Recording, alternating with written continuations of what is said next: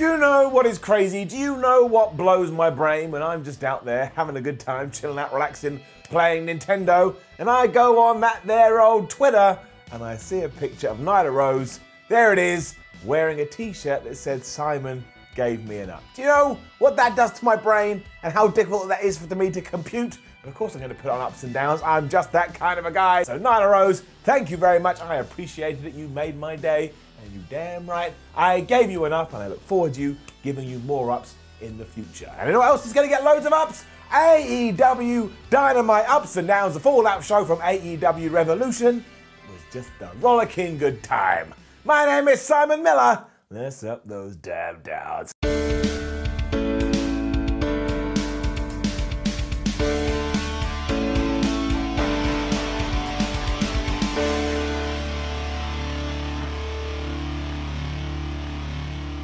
AEW Dynamite this week kicked off with our brand new world champion Jon Moxley coming to the ring, and he cut such a good and such a real promo, it set the fans crazy, and it made me feel like a spicy taco. Giving it up. He didn't even say anything that untoward, but everything sounded so legitimate you could buy into every single word. And he thanked the fans and said together they brought back professional wrestling and that he would die before losing this championship. And if anybody else had said that, I'd be like, it's a pretty hokey line. What are you gonna do? Lay down and just be killed before you lose the belt?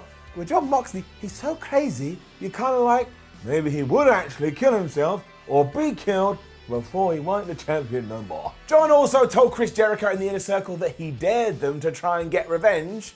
And then out came the Inner Circle, so I can only presume, as well as their in-ring feud, they are also warring in a very intense game of truth or dare. Chris Jericho made it very simple, and he said that this new Jon Moxley era sucks ass. Do you know what the crowd did? They said, no, you suck ass, and they started chanting that. You suck ass.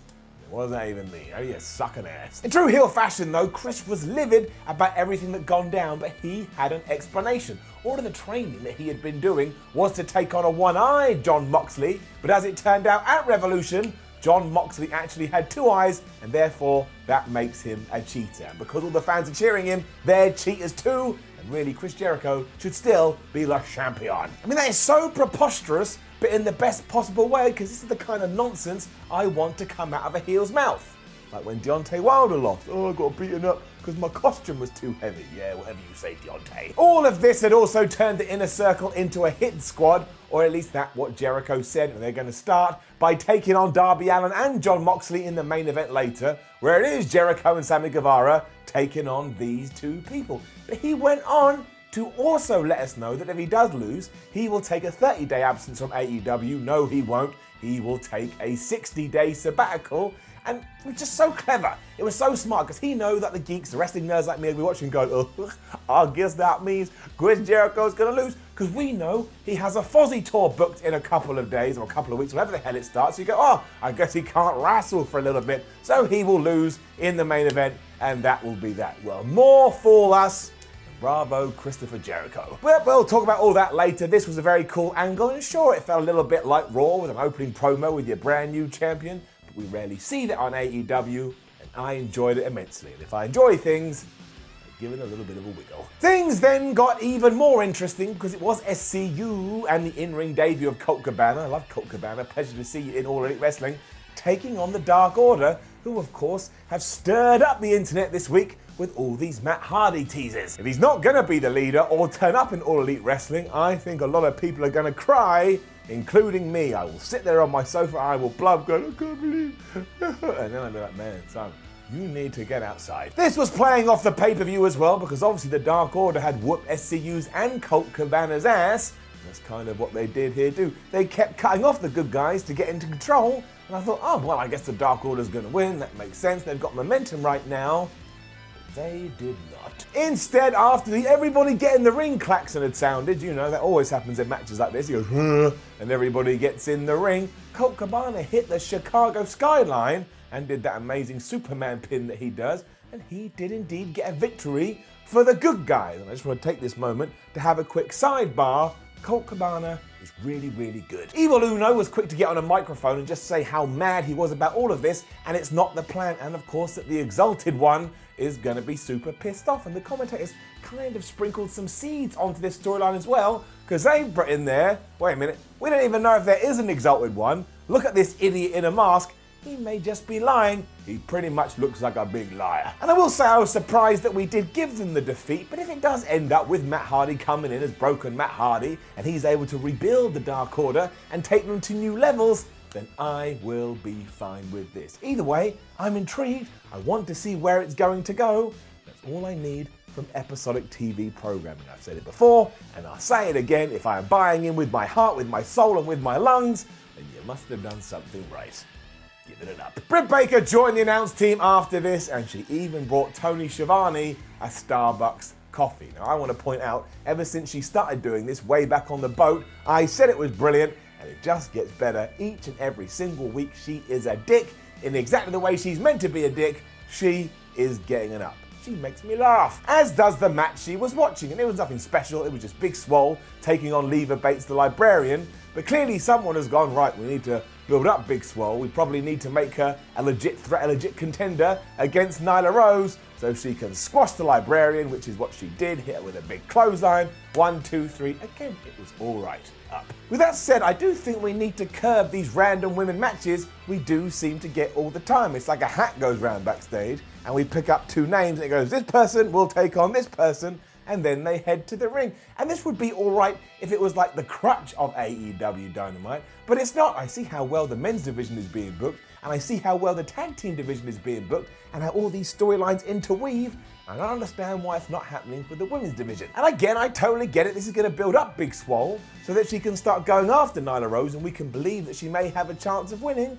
But then why didn't we have Nyla Rose on the show? She's the AEW champion. She had a big win at Revolution against Chris Statlander. I think her presence would have been appreciated, even if they just stare at each other like, oh, we're going to fight because we're wrestlers. Again, it's just a little nitpick, and people are going to go, Simon, you're pulling at straws. Oh yeah? Well, I'm going to get a straw soon and stick it right in my eye, and then you'll feel bad.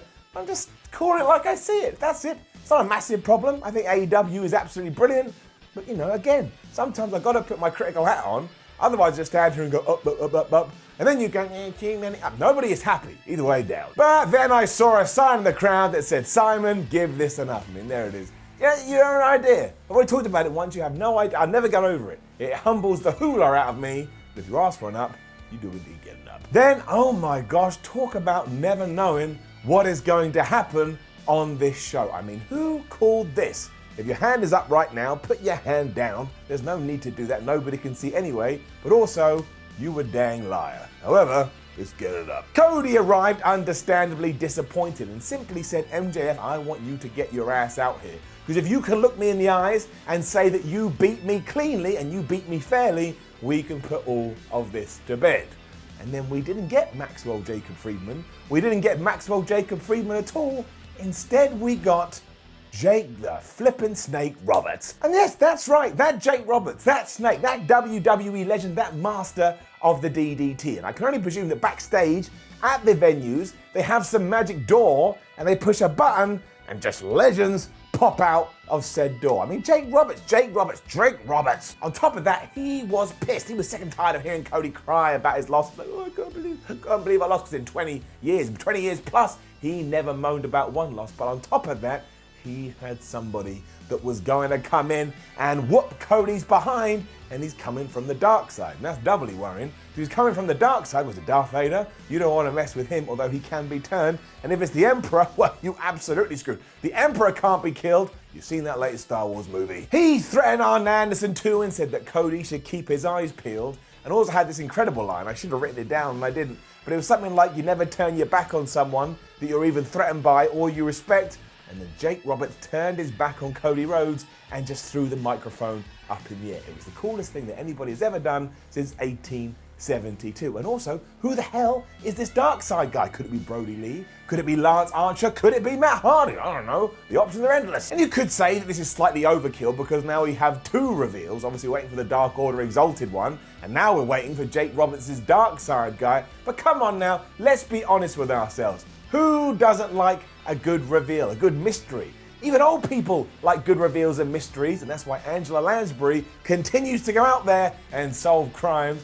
She's like 109. In fact, she should be brought in to solve this. Also, Jake Roberts still cuts one of the best promos I've ever seen in my entire life. Not only do you believe every word that he says, but you're also like, man, this guy terrifying. I think at any moment he could snap and just beat us all up. It was really, really cool stuff. And as I did mention Lance Archer's name, yes, there seems to be a little bit of confusion. Did AEW say he was going to be on this television show, or did they not? As far as I could find out, it was just some tweet that went out there, and yeah, that's not 100% gravy. But I don't care. I don't care. Maybe in the world of kayfabe, he was meant to be on this show. He bumped into Jake Roberts and they had a chat, and Jake was like, hey man, why don't I go out there for you? That still counts. But I'm all right with it. I'm all right with it. I know it kind of doubles down with the same narrative, but I want to know who the Exalted One is, and I want to know who this guy is.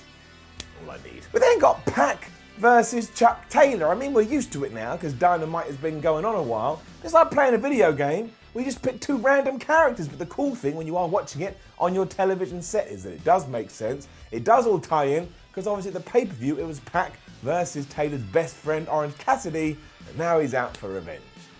Just good stuff. Up. Chuck threw himself around the ring trying to get the upper hand, but he forgot that Pac is an absolute bastard. So while he was happy to play by the rules, Pac was not, and that's how he kept getting the other hand. But I will say this, at one point, Chuck hit him with the waffle, whatever the hell that it's called, and he got such a close 2 count, I actually thought that was the end of the match. And it was mostly how Pac sells this stuff. It kind of like just stopped moving as if he'd been hit by a car, or as if his muscles just sent a message to his brain going, we can't be flubbed anymore. Fortunately, Chuck then got a little bit too carried away because he went to hit a giant moonsault and he missed, and as soon as Pac saw that, he scrambled over and he locked in the brutalizer, and Taylor tapped out. Do you know what this was? Do you know what the magic word for this match was? It was fun, and everybody forgets that when it comes to pro wrestling. If something is fun, then everybody has won. Welcome to Sesame Street. And there was more to this too, because we had an angle afterwards, because out came the Lucha Brothers, Phoenix and Pentagon Jr. They double super kicked Orange Cassidy, who had got in the ring, to stand up to Pac, and they took out all of the best friends before Pac got on the microphone and officially announced that they are a team. Now, he did say that their name is Death Triangle. I'm not gonna lie, that sounds like when they were trying to come up with this, they were just looking around the room and they just, they saw a picture of a funeral and they saw a shape. So it could have been, I don't know, like Extinct Square, but they went with Death Triangle instead. As I did find out, because I always do a little bit of reading, apparently there used to be an old group called Death Triangle, and they're paying respect to that. But ultimately, this is a flippin' awesome group to push together, and surely means we're one step closer to getting some kind of 6-man tag team championship like they do in New Japan Pro Wrestling, because these three, I mean, their matches are going to be off the chain. And again, I know, I can already hear you, well, this sounds very similar to what the Inner Circle did at the start, and it did. I mean, yeah, Chris Jericho said that the roster's on notice, and then Pac here is saying that the roster is on notice, but it just means the roster is on notice. I can't get upset with 3 incredible professional wrestlers deciding they want to help each other. They got a match next week, and I think I will be justified. We then got a video from Tully Blanchard and Sean Spears telling us that they are taking their search for a brand new tag team partner out to the masses, and that you can cut a little 30-second video and put it out there on the internet and they will see it, and that's how they will find their new person. You know what? I just want to say this. I'm a professional wrestler. I can make videos that last 30 seconds long, and I have a bald head that I can slap in the corner of a ring if you are in trouble, Mr. Spears. But I also have this, the finger of power, which means if we are in peril, if the team is having a bad time, I can look at our opponents, I can point at them and give them a down straight to the depths of hell, which will surprise them so much they won't know what to do. So Sean Spears, I will be your tag team partner, Tully Blanchard. I will sit under the Tully Blanchard learning tree and I will just breathe in all the education you can give me, and together we will climb to the top of the AEW tag team ranks as the crowd chant, who the hell is that guy with no hair? But I have put myself out there now, and if I ever see you, I will shake your hand and I will say, I am happy to be part of the plan. Everybody calms down. Let's move forward. Jake Hagar then defeated QT Marshall. I want to say this, much like I did on Revolution Ups and Downs, it was all decent. It was all good stuff. I think they are skilled athletes. I'm just not connecting with Mr. Hagar right now, and I'm not 100% sure why. I'm going to have to consult my books. And he choked out QT here to get the victory, which makes sense because he is an MMA guy and we are doubling down on this. But yeah, there's just, I don't know what it is. It's like insert something here. I don't know what the something here is, but that does happen. I will be ready. For now, I'm gonna give it a down. The post-match angle, however, flipping fantastic.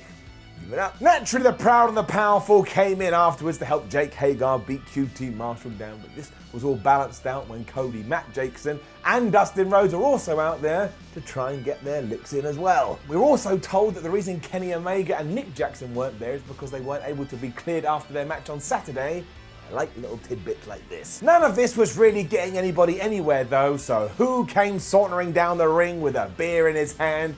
It was Hangman Page, and he just cleared house. I mean, he kicked everybody's ass before he saw Jake Hagar stumbling in the ring, so he smashed him with a buckshot lariat. He then got in Matt Jackson's face, and you know what he did? I'm gonna censor it for this, but he flipped him right off in his face. And I don't think this was ever the plan or the idea, but somehow we have kind of turned Hangman Page into Stone Cold Steve Austin. Like, he's not a babyface, he's not a heel, he doesn't give two shits. Everybody loves him, no matter what his actions are, and you're excited when he does come to the ring. I mean, what a 2020 that man has had.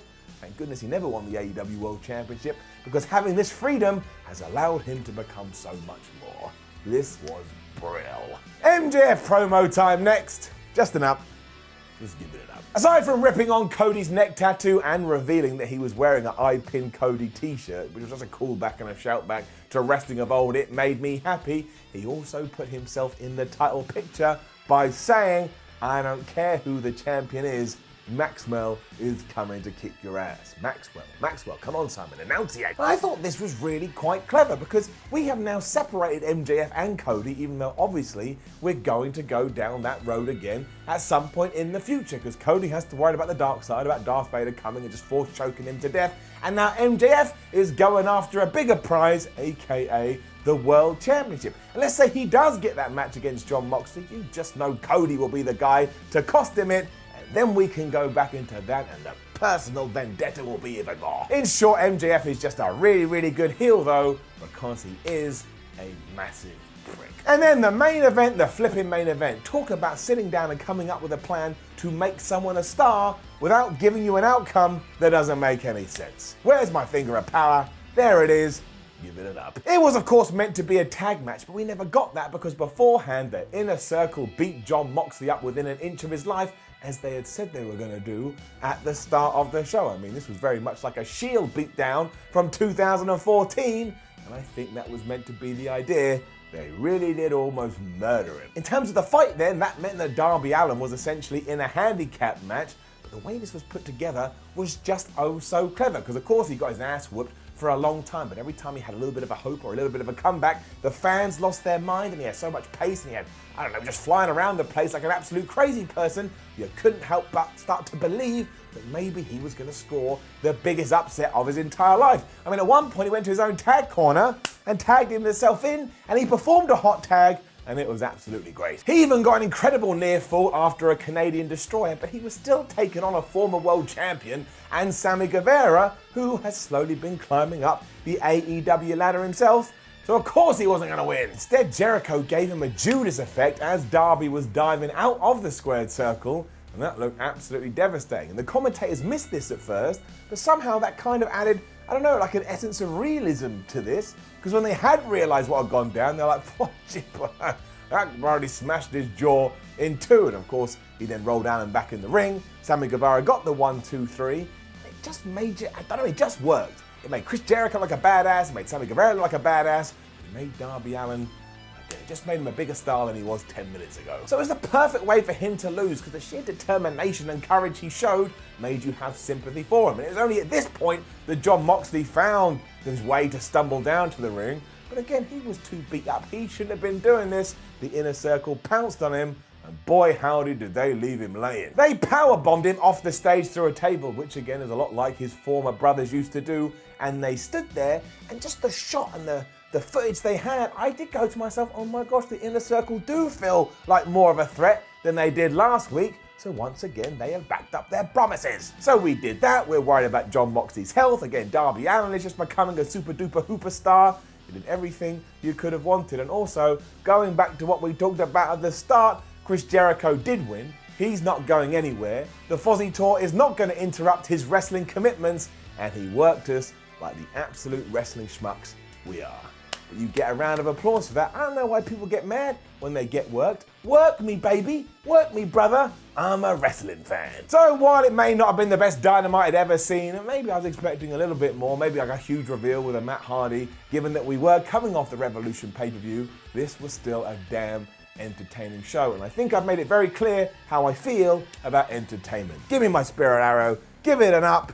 The AEW hype train continues to roll into the station. Now, don't forget to leave a comment below and let us know, what did you think about AEW Dynamite last night? Like the video, share the video, subscribe to WhatCulture Wrestling. Then you go to WhatCulture.com, you read yourself more articles, you follow WhatCulture or WhatCulture WWE on Twitter, and you watch more videos here on WhatCulture Wrestling. My name is Simon from WhatCulture, although my birth name is Simon Miller. Thank you for joining me as always, and if you are just an Ups and Downs fan, I'll see you Saturday morning or Saturday afternoon when we up those downs for the Smackadown. And who knows what the hell is going to happen on that show.